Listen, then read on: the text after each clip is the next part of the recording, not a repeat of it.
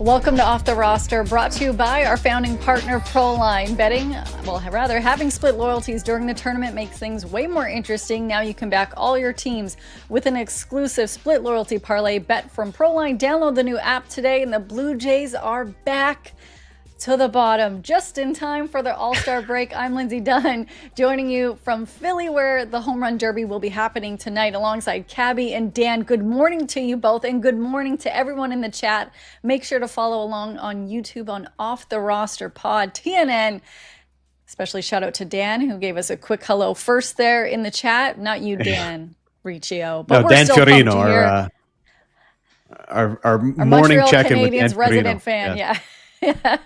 Guys, we are back. We're obviously going to talk about World Cup. We're going to be talking about what's happening in the NBA with Summer League, a slap fest between Bam Adebayo and Tyler Hero that's still everywhere. But let's start off with the Jays. And Cabby, I'm going to start off with you because I already know how Dan is feeling. What? So the Jays are now last place in the East, but hey, they're only 2.5 games out of the wild card spot. So Cabby, All-Star break. We really are evaluating the team right now. Where's your evaluation at? Okay, well, I'm going to start with a round of applause for Vladimir Guerrero Jr. Let's go. 3-run shot, big fella. Let's go.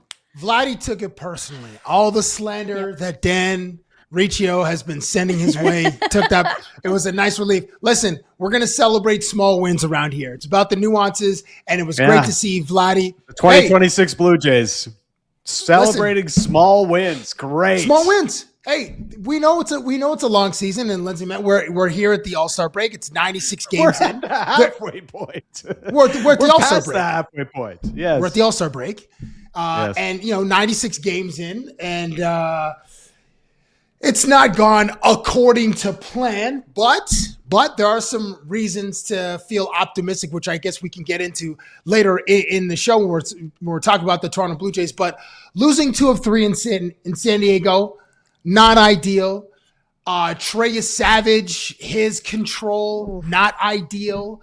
Jonathan Clase, his production, ideal. Kevin Gossman, 8 strikeouts, ideal. Control issue, not so ideal.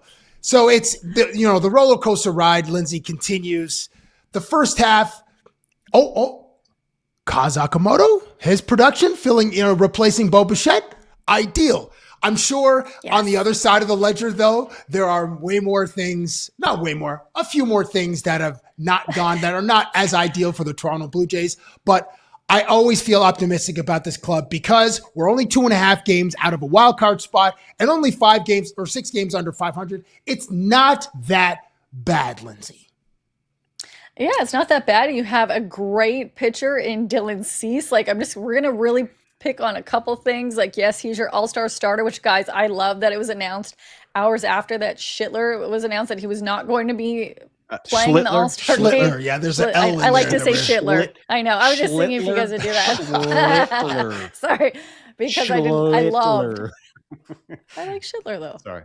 I love because I thought it was an SHITTY of how we found out that Cease was going to be announced as the All-Star a couple hours before Boone said that Schlittler was not going to play in the All-Star game because he just thought, didn't want to overwork it. And then a couple hours later, it's it's official. Dylan Cease will be getting the start. And I see all these announcements and articles being like how John Schneider decided Dylan Cease was going to be the starter in their All-Star game. Did he have a choice? I would have been all for maybe having Louis Varland start, but there's some positive moments. But Dan, give me the reality check.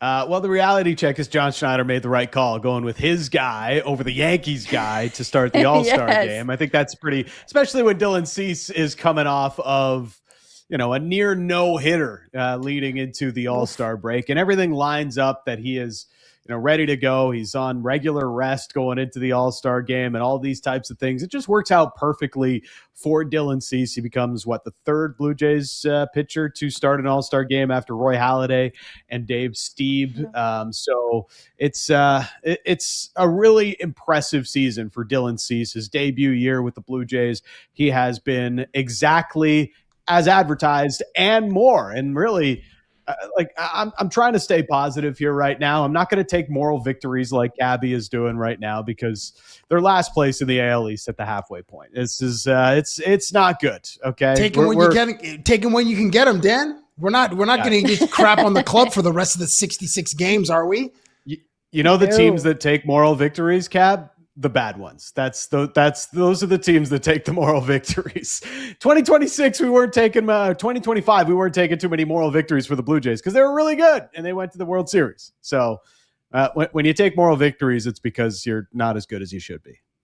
I disagree, but anyway, continue. I disagree, but you also try to keep the vibes positive. There was some moral victories even when they had, that massive winning streak and made their way to the World Series. But the thing that I'm most mad about this weekend, besides some people I know that spent an absurd amount of money to go watch Conor McGregor only perform for 60-something seconds. Blood his knee. We'll get to that in a moment. Or whatever. Yeah, that was brutal.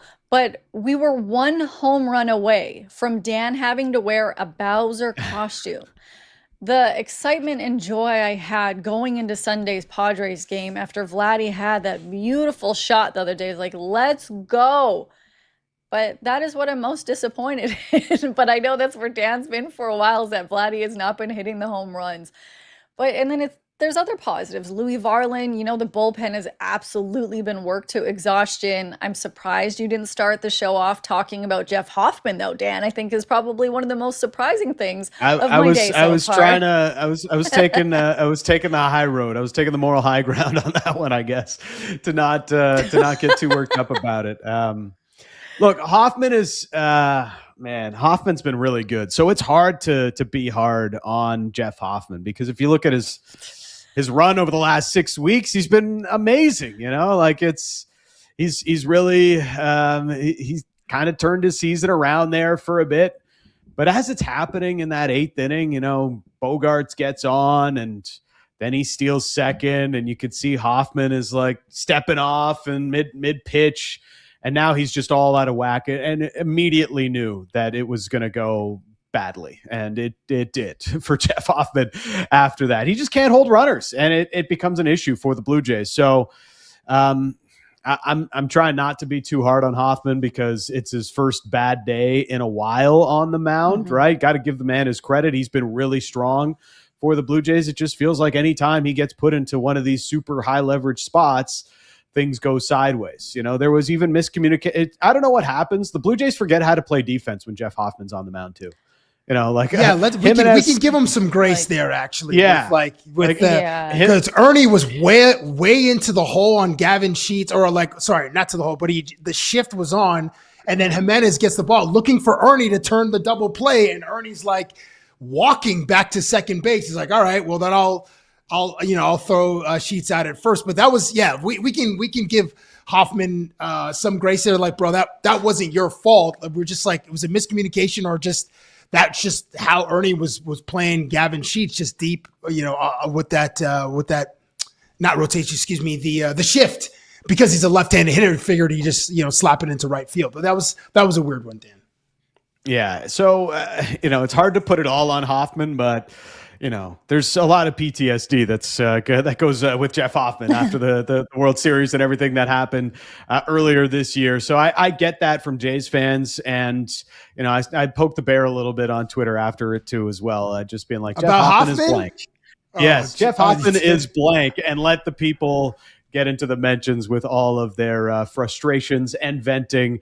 Bottom line is the Blue Jays are having a well below expected first half of the season. There is, you lose this series to the Padres. You had it there for you. You tie it on Saturday with that Vladdy home run, and then it's immediately given back up by Mason Fluharty. Yesterday, the game is there for them to take, and they blow the save. Jeff Hoffman does it. So these are tough pills to swallow for a team that has a lot of ground to make up. It's not just that they're 2.5 games back. It's that they've got 5 teams above them now that they've got to climb over. You've got to think, 2 of those teams are going to get somewhat hot here in the second half. It's going to make this a very difficult task for the Blue Jays to get back to the postseason with all of the different teams that are there for them to climb over. Trey Savage, tough day on Saturday. Kevin Gausman, tough second inning yesterday, but still found a way to get the quality start. Those are positives. The Jays offense, I think since introducing the Dragon, are top 5 in runs produced since they introduced the Dragon. Am I right on that? So there's a definite positive. The Dragon is definitely a win right now, but this team's nowhere near where they need to be. Offensively, defensively, and pitching has been well below what we expected for a team that was okay. Maybe they're not going to get back to the World Series, but they were expected to contend in the American League and be one of the surefire teams going to the playoffs. And they look far from that through the first half of the season. And there's no amount of moral victories, Cab, that's going to change that through the first half of the season. Okay, it's not gonna change the past, but it can certainly. I don't know. These are building blocks. I mean, you mentioned stacking wings. We got to like small things like the Dragon or small things like Vladdy. I don't know, maybe getting the Dragon off his back a little bit with that 3-run homer on Saturday. Hey, 2 Jonathan home runs Class in July. A. That's progress. That's progress for Vladdy. 2 home runs in July. Hey, you can take shots of all you want. I mean, that's fine. These are that facts. right as a fan. He had 1 home run in each of the last 2 months. Sure. The season is presented as such, and then you can look at all the terrible things, and then others could be like, all right, well, let's remain optimistic because this is a special team of players. They have some great character guys on the squad. 2025 was special. What we've seen so far from this team, not special at all. It's basically the same guys, and we have Dylan Cease. Louis Varland season special. Kazuma Okamoto as a rookie. Sure, we could call that special. Like those are the 3 things the guy setting a that record are holding for home runs. Austin Clement's Barger All-Star season ballot. special. Oh, well. Because of how that went. Max Scherzer season, special. How that has went. Yeah. Shane Bieber's season, it's been special for how it's special went. you're right. Different Okay, reasons, fair. but Those are fair. And then Nathan Lucas' birthday yesterday, he hit a home run.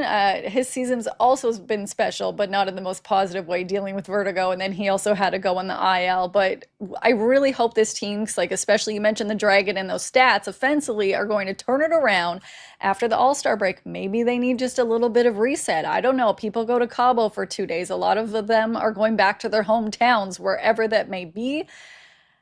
I'm optimistic. It still hasn't completely taken me down. Yes, I'm a little worried. That was the least convincing optimistic I've ever heard in my life, Lindsay. I'm optimistic. It's like so many of them are still in my circle of trust, but the thing is they're now going to the edges where they may be getting kicked out in a couple of weeks, but right now they're still in my circle of trust. And guys, I just want to ask you though, today the home run derby is happening here in Philly, and they've switched the rules for I think the last 11 or 10 years. They've had it where it was timed home run derby. Now it's going by swings, starting off with 20 swings.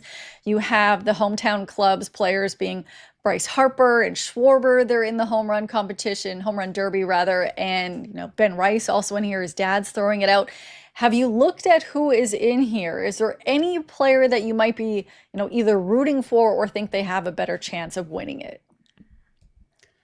I'm a big Munetaka guy. Yes. This guy, him and Kazuma Okamoto have been 2 of my favorite stories to follow along with so far in this baseball season. Munetaka too, Murakami. He, the book on him was like, this guy can't hit a fastball, and that was just here. Oh yeah, I'm in the home run derby. Yeah, I can't hit a fastball. Okay, yeah. So he's just kind of showing everybody up. All of the scouting reports that came out.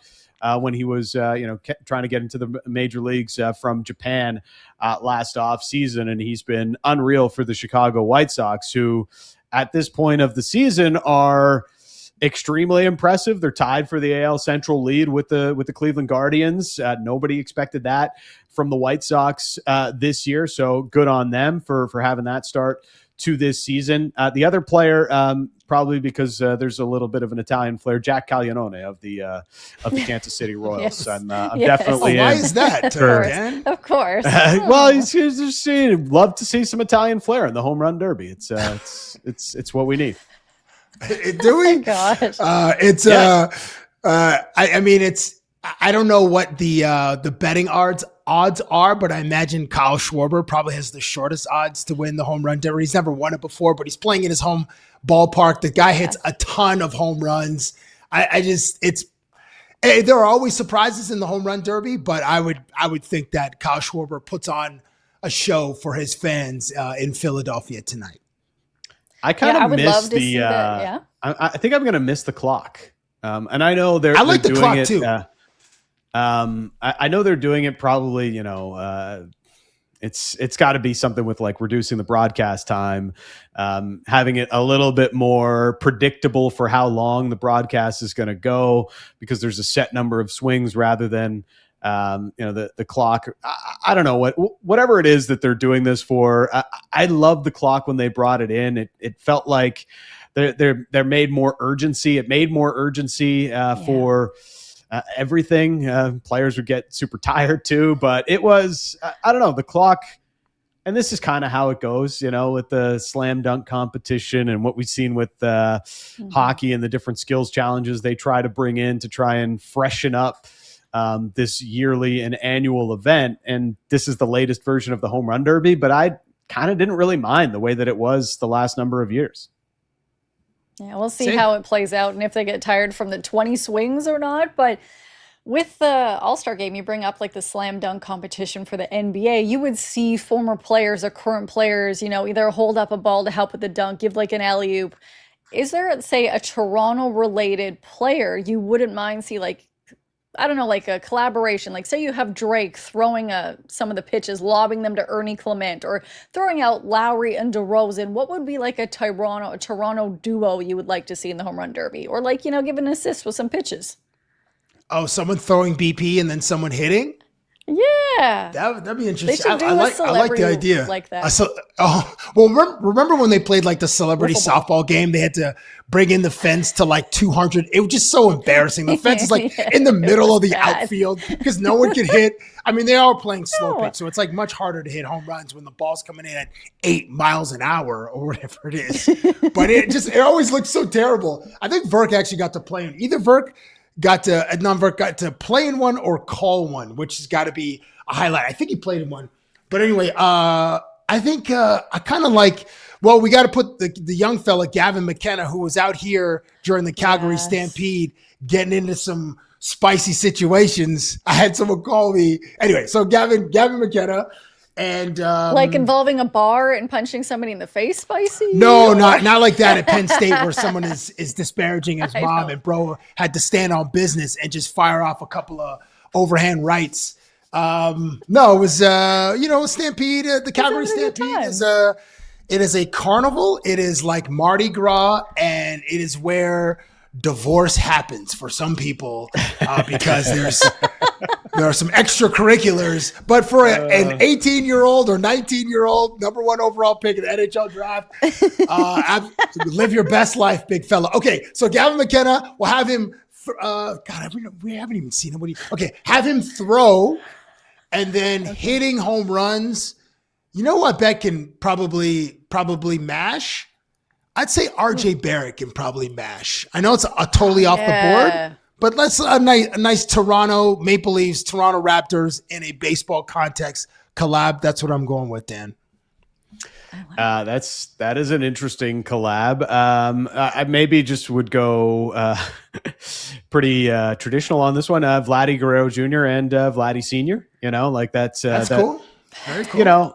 I'd love to see Vladdy hit home runs again. That would be great. Still thinking about 2019 when he hit 29 homers in his first round in 2019. And then him and Jock Peterson went toe to toe. And it was like, man, Vladdy's going to be the best player ever. And he has become a really good freaking player. He just hasn't really been at that level so far this season. But yes, I kind of thought, Vladdy getting into the home run derby would have been like the thing that maybe fixed him, but obviously he chose not to go to the All-Star game. And given where his season has been, it's probably the best idea for him. So that would be one. And then if we're going to go wild and crazy about it, let's do it. I feel like the way to go would be Gavin McKenna and Austin Matthews, like the the first overall pick, throwing to the ex first overall pick that saved the Leafs franchise to the new guy, passing the torch of sorts in a baseball way in a home run derby combo. Maybe that would work. That'd be so entertaining. Somebody that knows how to use the internet and, making things happen. AI. All that red light therapy is helping Austin to be a home run derby champion. We need Put to him on show the balls. That video. Get the balls in the red light chamber. So unhinged. Juice them. Geez, one random one I was thinking, because I don't know if you guys saw this yesterday, the Toronto Tempo beat the New York Liberty, and one of the Liberty players threw a shoe at Marina Mabrey, and it was so random and unhinged, and like Mike Milbury style. Like in what was the context?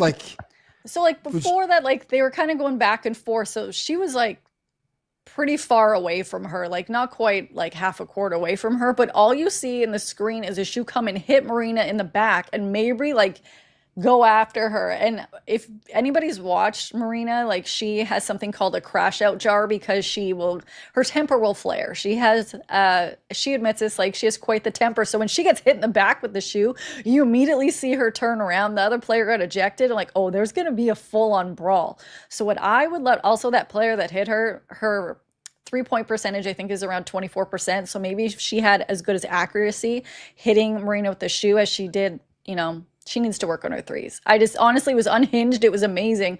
But I would love to see Marina and Jacoby Walter, because Jacoby, I feel would try to do a cartwheel, then throw the ball. Marina would somehow bring that energy that she has and just hit dingers all day, every day. But yeah, there was some weird sports things that happened this weekend that we'll continue to get into, including what happened. I can only think of Austin Powers right now. Seriously, who throws a shoe? Oh yeah, great moment. Great moment. Yeah. Mike Myers would probably be down for a home run derby. I mean, I don't think the bro can perform anymore, because bro's 60 or something like that. Dude's hair's been white since 1998 or whatever. But he's I'm sure he would love to attend. I'm sure he has actually attended. He probably went to the All-Star game in Toronto in '91 and had prime seats right behind the plate. The year that, I think, was it Cal Ripken Jr. won the home run derby, or did he win the MVP of the game? I think he maybe won the MVP of the game, I think. Anyway. MVP of the game. If you gave him a wiffle ball, or if he was just he was tossing the pitches, I feel he could be in there. Maybe he could do it dressed as Austin Powers. But when we talk about that British humor, it is now time to bring in my favorite guest we have every week. It's time now for this segment that is brought to you by Ninja. Sorry. The Ninja Flex Flame? Yeah. But you know what? I can just tell you about the Ninja Flex Flame and David Beckham, who normally is on our show. It's all about, precision temperature control, wood fire smoke, and cyclonic air for grilling, smoking, roasting pizza, and griddling all under one hood. Grill pizza and everything in between. The Ninja Outdoor Grill and Artisan Pizza Maker are built for summer. Upgrade outside with Ninja. And the ad would show David Beckham saying that he also would be cooking for you. And he goes like this: I did not agree to that. Everybody loves how terrible my accent is, especially Dan. So let's talk about the World Cup. Oh, there's been a lot of storylines, a lot of heartbreak. How are we feeling? What was a couple of the storylines that stood out for you this weekend? Well, the major storyline is that the final four teams are the top four seeded teams. We've got France, Spain coming tomorrow, and then it's England, Argentina, and one of the most storied matchups in history. Obviously, you think for soccer nuts, 40 years ago, the hand of God goal between Argentina and but England. Even before the one after that, Dan, was it was remarkable. It's one of the greatest goals ever scored. Ever scored. It's one of the greatest sporting highlights you will ever see. The Diego Maradona goal against England, where he just goes through basically midfield, bro, every single player on the pitch and scores. True brilliance on the pitch, Diego Maradona in 1986. And then how much cocaine did he snort after the game, bro? A full kilo or half a key? How many? What do we? Is that on his Wikipedia? Let's just say it's a good thing they didn't have hydration breaks in 1986. Bro, you ever see that clip where his handler? Have you seen that? I think it was played at Napoli. His handler brings him and he takes a bump during a game, Dan. Like it was a friggin' like it's Grand Theft Auto 6, and you're like you appear onto a pitch, and you get out, you go do cocaine with a soccer player, get back into your car, and you continue evading the police. I'm sorry I derailed the whole thing, but he's in Maradona, and obviously he's one of the greatest footballers ever. But he also has this other part of his resume, which is a little more nefarious, and also as widely known as his football brilliance. The Diego Armando Maradona story is, I don't think it'll ever be replicated. If you haven't seen that HBO documentary and you're wondering what we're talking about, go and watch it because it's a lot. You know, it's incredible soccer player, the mafia, cocaine, everything is involved. So it's worth watching and seeing the story of Maradona. But you know, this Final Four, I think a lot of it, unfortunately, and this happens a lot in soccer, where there's been a lot of questionable calls that have led to this Final Four. England, there was did the ball touch the camera cable in the lead up to their winning goal, or didn't it? FIFA says no. Video evidence seems to suggest otherwise. That happened. Then there was a red card that was given to Switzerland against Argentina that flipped the match pretty significantly into Argentina's favor when Switzerland was really starting to find their game in the second half. And it was a second yellow card for diving, which you very rarely see. And the added wrinkle was that it was given out by the video assistant referee because of mistaken identity. An Argentina player was given a yellow card on the play, and the video assistant referee was like, no, that was actually a dive. So they took back the yellow card that went to the Argentinian player, and they handed it to the Swiss player who dove, and he was sent off because it was a second yellow card infraction. People are like, they keep doing this for Argentina. It's like, maybe don't dive. I don't know. It's in the rule book. And if you dive so egregiously, they are going to give you a yellow card in this moment. It's maybe an unfortunate circumstance, but could all be avoided if you didn't try and win the Oscar for diving, Braille and Bolo. So I get people's frustrations. It happens, and it feels like a lot of the calls have gone in the favor of these top four teams. But if you think about sports, and actually Erling Haaland said this on the weekend, the best teams usually get calls. When I play for Manchester City, we get a lot of favorable whistles. So I kind of like that honesty, and he's been the absolute star of this World Cup. But, there's a lot of storylines that you think about going into the semifinals now. Lionel Messi with a chance to win a second World Cup. Same for Kylian Mbappe. England to end the drought since 1986. Harry Kane and Jude Bellingham have been absolutely amazing, but maybe some unrest there as their coach was a little bit critical of his team's play after the win over Norway. And Jude Bellingham was like, and why don't you get out there on the field and play in those conditions in Miami? It's like 1,000,000 degrees. What are you doing? And obviously, the Spanish, they've kind of been the most they haven't been the most flashy, but they're really good. And they obviously are coming off the Euro win. So it could be the first or second major trophy for youngster Lamine Yamal. It's just a semifinals, a Final Four that's loaded with storylines. That Euro win, I mean, Spain beat England in 2024, but in the semifinal, Spain defeated France 2-1. That was the result. And that was a game where Mbappe had a broken nose. So he wasn't at his full powers. And Lamine Yamal, I believe he scored in that game versus France. And that's when he announced himself to the world at 16. Here comes this soccer savant on the pitch. And we've seen him have some brilliant play. Yeah, right? 16 in the semifinal against France, against a powerhouse. And the guy delivers. The England... Sorry, one other thing about Argentina, bro. Actually, happy birthday to Lamine Yamal today. He's turning 19 just ahead 19. Hey, happy birthday to him, and happy birthday to Nathan Lucas on the weekend hitting home. Maybe Lamine will score a goal tomorrow as Nathan Lucas homered on his birthday on, was it Sunday or Saturday? It was yesterday, right? Sunday. Sunday.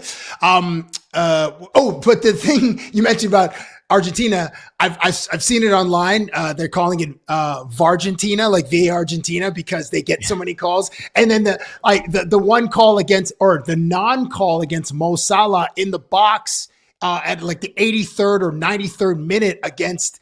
And it wasn't people called got sour grapes. It wasn't even a foul. Like people want to make it about Argentina. But then he's it's at least debatable, that call, and it didn't go Egypt's way, but it was debatable. But yeah, this Final Four.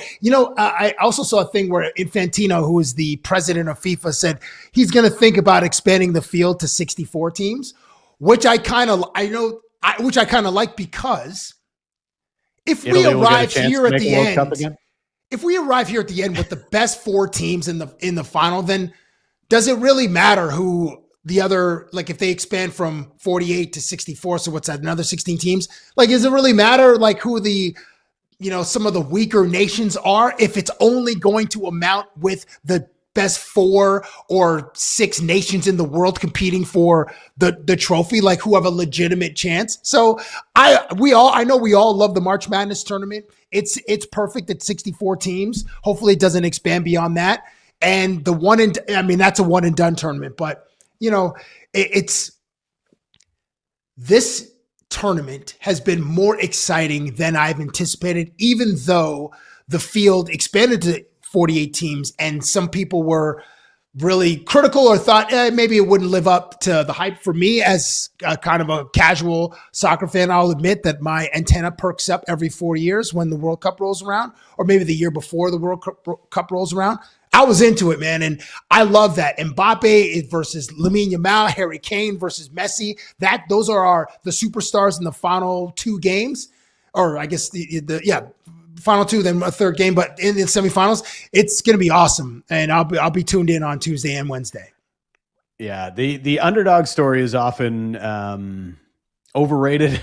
I would say it's fun, and usually an underdog, or dark horse as we like to call it, going into a major tournament like this follows a similar storyline to Norway, where you get to the final 8, and that's usually where your tournament comes to an end. One of the other interesting parts of the Argentina storyline is they're the first team since Germany in 2002 to get to a Final Four without having to face a top 10 team in FIFA rankings. So everything has been everything is lined up well for Argentina in this event, for them to have an easy-ish pathway through. They haven't always made it look easy, obviously, but they've had an easier run schedule-wise than, say, France has, or Spain.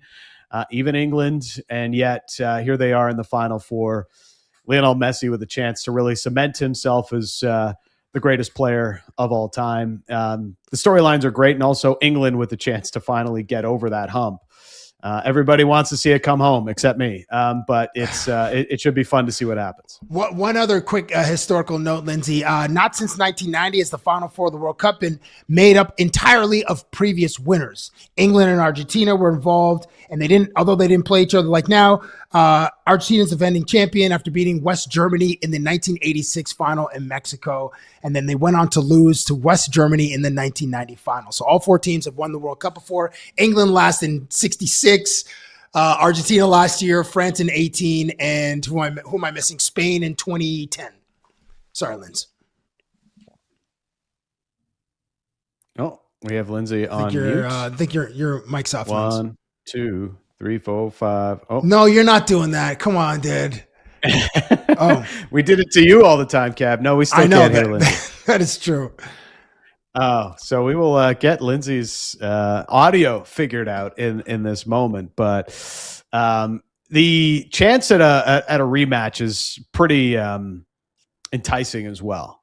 France, Argentina played one of the greatest matches ever played in 2022 in the final. Not one of, Dan. The greatest match. I want to say it's the greatest. For me, it's still the 2006 World Cup final, but I mean, come on, dude. I mean, Zidane headbutted a guy. Like, what? Exactly. And then he was off with a red card. I mean, it's like 11 on 10. Like, it was, no. Man, 22. Come on, bro. It's Mbappe and Messi at the height of their powers. Extra time, penalty kicks. Just man. Anyway, go ahead. Yeah, the opportunity or the possibility of a rematch where Mbappe is at the 27 at the height of his powers. Messi is, I don't know, he's drinking from some fountain of youth. The guy's still unbelievable, dude. I wouldn't be mad at that final. Oh, Lindsay's back. We have Lindsay back. I honestly thought you guys were ignoring me because I talked a couple times when you guys were speaking, or I spoke a couple times when you guys were speaking. I'm like, guys, I think I'm going to have to like do a slap fest with both of you for not letting me talk to you.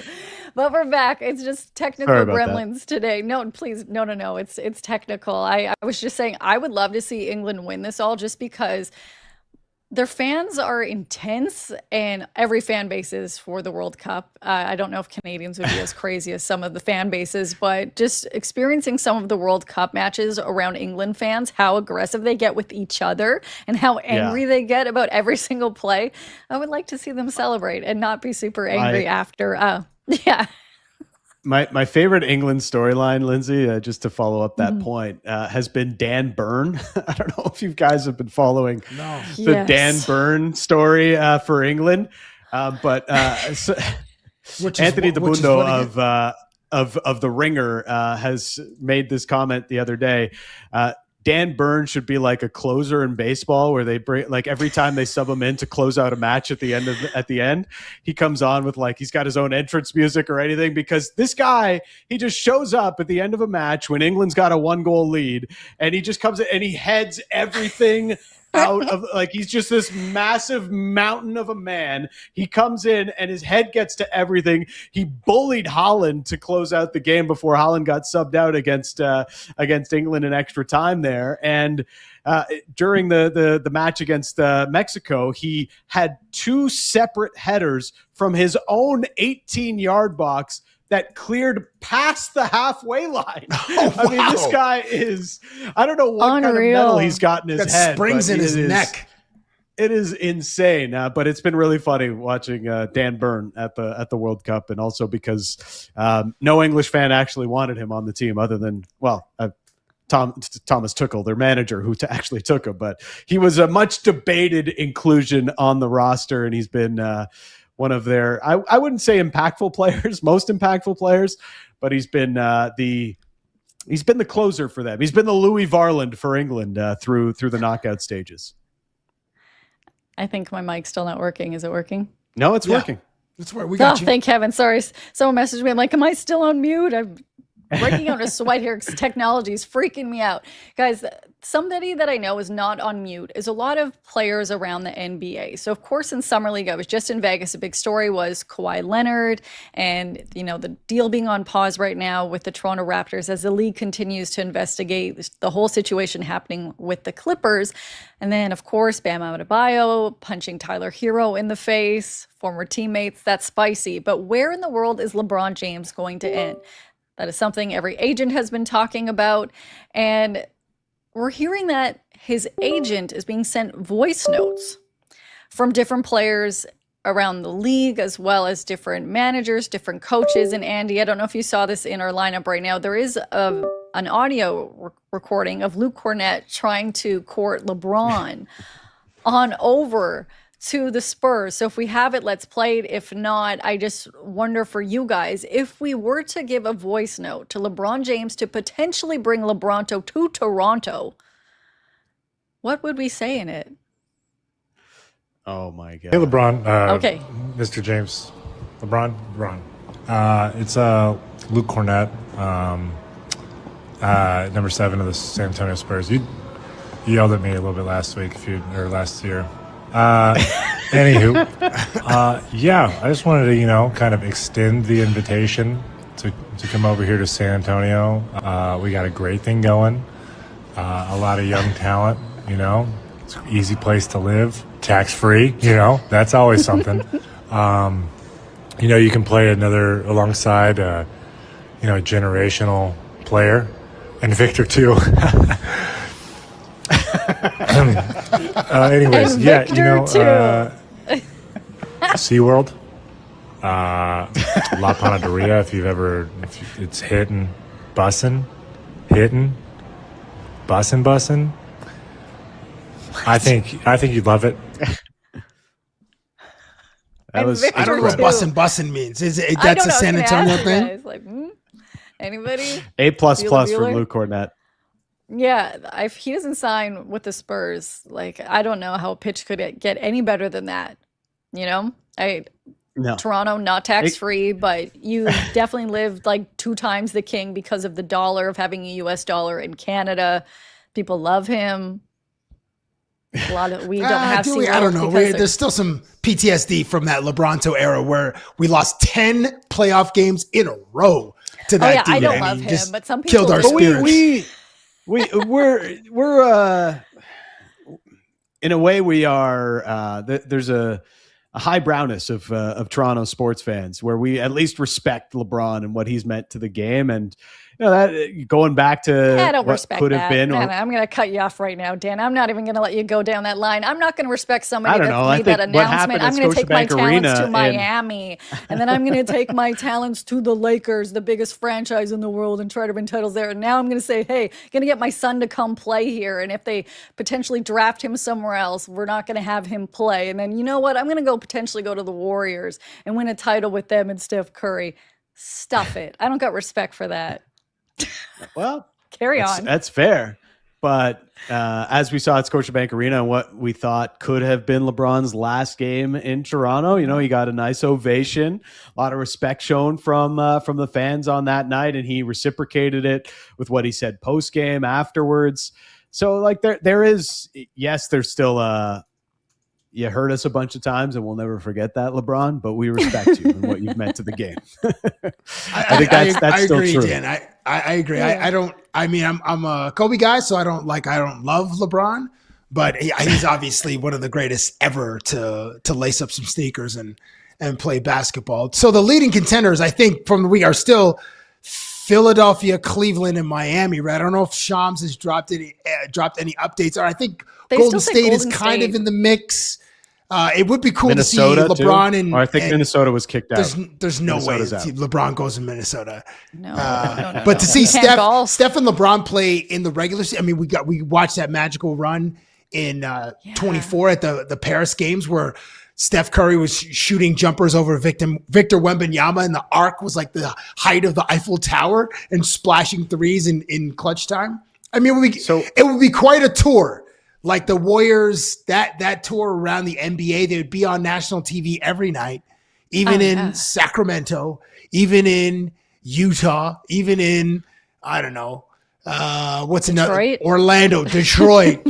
But it would be quite a spectacle. So because from the Raptors, sorry. I was going to say, from the Raptors, like, would it be Bobby Webster to send the voice note? Would it be a Raptor player? It's got to be Kawhi or Scotty. Would it be Hey, Keith LeBron. Kelly? Oh, man. Guess what? I will wear whatever color glasses you want when you come here to match your jersey. LeBron for life. That would be something. There might about you. Proline Plus might have offer a novelty prop, like what colors frames will Keith Kelly wear at the introductory press conference when LeBron James is announced to join the Toronto Raptors. Oh man! Well, the Kawhi voice note would be the worst one ever, though. It's just like, come on, LeBron, I'm a fun guy. Like, what's the Kawhi voice note sound like? LeBron would fall asleep during that voice note. The duration would be under 10 seconds. Like it's a quick one.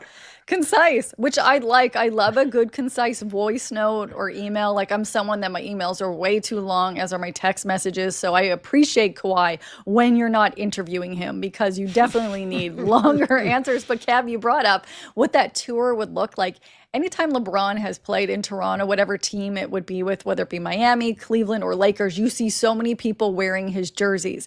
But the same thing with Steph Curry and the Warriors. I can't even imagine what the arenas would look like when they do that tour, because every game would probably then just seem like a home game, because then you have all the LeBron fans and Curry fans coming together. They'd also then especially become public enemy number one, because teams would be so pissed off that their arenas would be taken over. It's like when the Leafs play in Buffalo. They'd be like, can you keep your stupid fans out of here? We just want our Buffalo fans. I don't know. I don't know where he's going to go, but if he went back to Miami and was playing with Giannis and Bam, yikes. Yeah, but if like the Philly lineup is even more dangerous. Maxey, Edgecombe, Jaylen Brown, and LeBron. Like, oh my gosh, that's scary. Not hours. enough ball to go around for that group. Not enough ball to go around for that group. Well, yeah. I mean, what an assignment for like Nick Miami Nurse needs to have the ball to try handler to. Miami needs the ball handler that Bron could be a little bit more, I would say. Yeah. And Cleveland kind of makes sense. I just don't. Well, like story wise, but not fit. Like Bron and James Harden together. I don't know. I'm sure they've had opportunities to play together before, but I just can't see that fit. Obviously, they both have like tremendously high basketball IQs and could make it work, but their styles are just so different, and they're just both ball dominant players. I don't know if that one would work. I'd love to see it be a catastrophe. Being a Toronto Raptors fan, we'd enjoy that from up close, but basketball wise, I don't know if that one makes sense. Go to Portland. Stay out of the East, please. I don't care. Yeah, go ball with Dame Lillard and Shaden Sharp or Shaden Sharp. But what's his face? Sorry, I can't think of his name right now. He played for Memphis Grizzlies. It did not go. Ja Morant. Didn't he go to Portland? Yeah, so he's in Portland. That would be. I think it could get spicy, but bringing back the bad boys of Portland, I guess. Oh my gosh! And they weren't even that bad. Just dudes just smoking weed. I mean, all they did was just. Didn't they do a Netflix documentary on them? Like, Untold. It was actually very well done. Yes. Rasheed Wallace. Oh, I haven't seen it yet. Yeah. Bonzi Wells, Damon Stoudemire. Yeah, the worst. And I mean, Rasheed Wallace got a bunch of technical fouls, but just smoking weed. I was like, okay, but I want to know, like, Lindsay, you were in Vegas. You were in Vegas, like. What was more hyped? Was the Bam Tyler Herro fight more hyped than the Conor McGregor fight? Like, which one got more play on the streets of Vegas over the weekend? It was Bam. All day, every day was Bam. Even my Uber driver that dropped me off at the airport yesterday morning found out like what I did for a living, was asking about it. And I'm like, oh, but I tried to switch the topic to Conor. He's like, no. He's like, the real fight was Bam. He's like, were you there for it? Did you hear about it? I'm like, well, I don't think that Bam full strength punched him because he would have ripped his head off. It is what the media is talking about. Like, there's more hype around Bam and that. But guys, listen to this, because we're going to get to about the weekend in a moment where I want to talk about this. But it was $1,800 to sit in the nosebleeds for that game. No bueno. Or not the game, you know what I mean? For the McGregor fight, the Max Holloway fight? Bad. But when we talk about this fight and the hype surrounding Bam, after the show, I want everyone to go look up UD, who, like, obviously he's an icon with Miami. He's a legend there. He scorched earth Draymond Green on social media. It is a very long read, but the reason, like, if you even look at the screen right now, it's long. It's because Draymond Green called out Miami Heat culture after Bam punched Tyler Herro in the face. And UD's like, yo, when you were with Golden State, you punched Jordan Poole in the face. You can't be calling anybody out for culture and all this. He rips him a new one, and it is well put. It is spicy. If you want to read a little online drama after our show, I cannot suggest enough going to read that and then reading the comments of people saying how they think Draymond reacted to it. But guys, right now, it is time for About the Weekend. I would love to hear what your storylines for the weekends are and what caught your attention. So for me, it happened a little bit before the weekend, but we didn't get a chance to talk about it on the show last week. Justin Verlander announced that this will be his final season in Major League Baseball, and he is retiring. I can imagine that we will hear something similar for Max Scherzer. Not that I'm, in his mind, but we know that the end is nigh for all these guys with the ages that they are at and where their careers are, and it kind of just it's making me nostalgic in a way for what starting pitchers maybe used to be. Like, these guys are the last of their kind, the kind of workhorse starting pitcher. This past season, there were 3 guys, I think, in all of Major League Baseball that went over 200 innings. And you look at Verlander, Kershaw, Scherzer, these guys were going 230, 240, 250 sometimes even for for Kershaw. And all of them have retired in the last, or retiring here. Kershaw just recently, now Verlander. So it's made me long for what that pitcher used to be. Like, you can grow up being like, 5 years ago, be like, I want to be the next Justin Verlander or the next Clayton Kershaw. Like, no Major League Baseball team is going to let you be that guy. They're like, nah, man, you're out. 100 pitches, you're gone. 5 innings, okay, whatever. No, you're on regular rest. This is not what's going to happen. And so I know the game is changing and evolving, and the pitchers today are incredible. You see what some of the guys, especially in the National League, are doing and how crazy that race is going to be for the Cy Young. So they're still great pitchers. They just do it differently than those that I grew up and even more recently had watched and really enjoyed with their craft. So it's kind of the end of an era, not just for Justin Verlander, but that workhorse starting pitcher. So a little bit nostalgic had me feeling and thinking about Justin Verlander's career, how great he was, and how much the game of baseball continues to evolve. Well said, Dan. Boston has been largely forgotten since firing its manager, Alex Cora, in a power struggle between the manager and GM Craig Breslow. But just in time for the All-Star break, Boston ends the first act of the season eating Armageddon wings. On Sunday, the Red Sox scored 2 runs in the top of the 9th to tie, and then 1 in the 10th to take the lead en route to a 3-2 victory against the New York Mets in Citi Field that gave Boston a clean sweep of a 9-game road trip. The Red Sox have won 9 straight on the road. It's the first time they've achieved that feat since 1977. It's the second time in team history. And on Sunday, it was the first time in 44 games that Boston won a game when trailing after the 8th inning. The Red Sox swept the Angels, they swept the White Sox, and they swept the New York Mets, and are now sitting half a game back in the wild card standings. And I didn't get to this earlier, but just a quick roundup of the AL East. This is not good news for the Toronto Blue Jays. Tampa Bay has won 4 of 6. The New York Yankees have won 4 in a row. They swept Washington. Boston, as I just mentioned, has won 9 in a row. And the Baltimore Orioles have won 4 in a row. They swept KC. So, the post All-Star game, even though Lindsay and I are relentless optimists about the Toronto Blue Jays and believe that things can turn around slowly but surely, it is a tall hill to climb for the next 66 game sprint, or the remaining 66 games for the Toronto Blue Jays to climb up the wild card standings and get into the playoffs, where anything can happen, because baseball is both the luckiest and unluckiest sport that we watch. That is my story from the weekend. Lindsay, what caught your attention and what did you like from this past weekend? Yeah, the 9-game win streak also caught my attention, but not having a win streak when it comes to bets is Drake. We all know there's this kind of reputation. Don't bet what he does, because it's known as the Drake curse. Yeah. And guess how many dollars he put on Conor McGregor to win, who, by the way, if you missed it, broke his leg on like the first kick, whatever technical term you want to use. It barely lasted a minute. Everyone was in shock, including many of the Raptors players who went.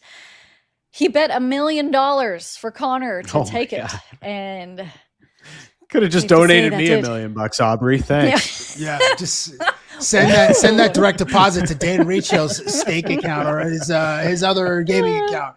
Yeah, Drake's notorious for like losing big bets, and he always puts it on like the favorite or whatever. I'm not sure the last time he won a big one. Maybe it was a 2019 Raptors. It was the last time he won a big one, but he's notorious for just taking hella L's when it comes to bets. Well, even Canada, Morocco, he bet $1 on Morocco to fade his own curse. And obviously that didn't work, but I will not listen to him when it comes to bets, but I will listen to you guys, because it is time now for the ProLine Look Ahead. The new ProLine app is here. Bet on soccer online and in-store. Loyalties are complicated, but your soccer bets, they don't have to be. Get exclusive split loyalty parlays only on ProLine. Loyal to more than one country? Well, you can bet and back all your teams with a split loyalty parlay bet only on ProLine. Dan? Tonight we are loyal to fellow Paisan, Jack Caglianone, in the home run derby. He suited up for Italy at the World Baseball Classic. Tonight he's in the home run derby. Maybe he should get a couple of spros going after every home run, just like we saw back in the World Baseball Classic. I don't know, but he has got a pretty big number. He is definitely one of the underdogs for this one tonight. So we're going with Jack Caglianone to win the home run derby. So typical. I'm looking at the World Cup, the global game, the big game, France and Spain. I'm going to keep it simple because Kylian Mbappe is at the height of his powers. If you've seen him on the cover of Vanity Fair, bro's got a six-pack, just lounging, living in the lap of luxury and delivering in huge moments.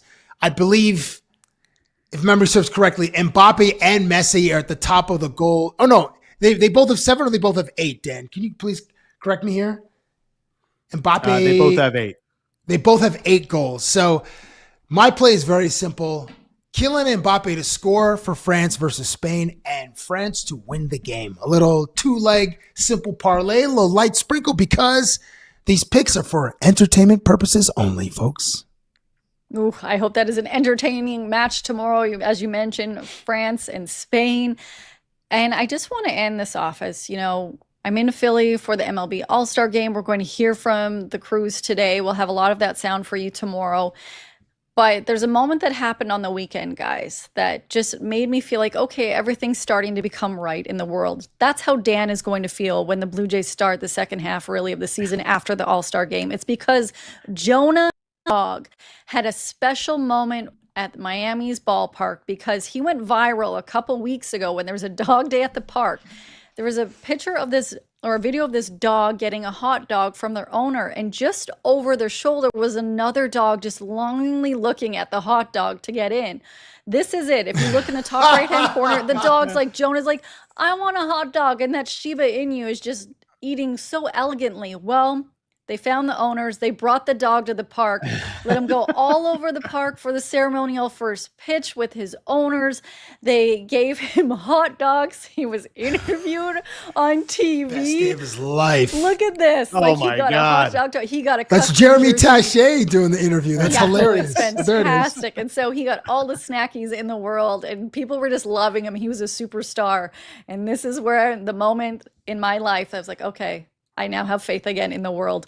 And the Toronto Blue Jays, because they're coming back. I love that they did this, guys. This is like just everyone taking photos.